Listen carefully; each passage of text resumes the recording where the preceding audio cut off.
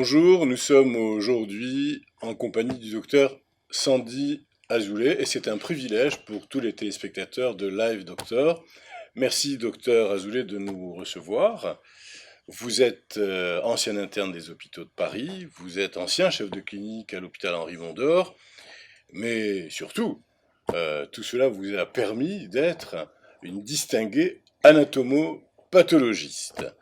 Vous nous direz dans quelques instants ce que cela veut dire, à quoi ça correspond, mais vous êtes aussi médecin praticien à l'IGR, à l'Institut Gustave Roussy, à Paris, en banlieue parisienne, et là aussi peut-être pourrez-vous nous dire en quoi votre travail consiste.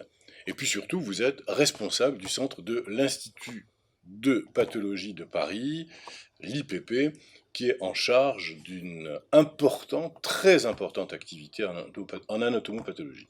Une question, allez, pas personnelle, mais presque. Vous êtes passionné par ce que vous faites, Oui. en tout cas ça se voit, et puis vous arrivez à transmettre cet intérêt que vous avez. Comment vous êtes arrivé à cette spécialité, qui n'est pas une spécialité évidente C'est sûr. autant que je m'en souvienne, une incidence personnelle, quand je faisais mes études, c'était pour nous une hantise, l'anatomie pathologique. C'est vrai. Mais alors, au cours de mon internat, j'ai commencé par faire de la cancérologie. Bon, j'aimais la prise en charge des patients. Puis, bon, voilà, cette prise en charge un peu lourde des patientes a été un peu dure psychologiquement, donc je préférais arrêter. J'ai fait de la radiologie. Mais la radiologie, ça m'a frustrée parce qu'on ne fait pas le diagnostic. Les radiologues émettent des hypothèses, mais le diagnostic, qui c'est qui va le porter? C'est les pathologistes.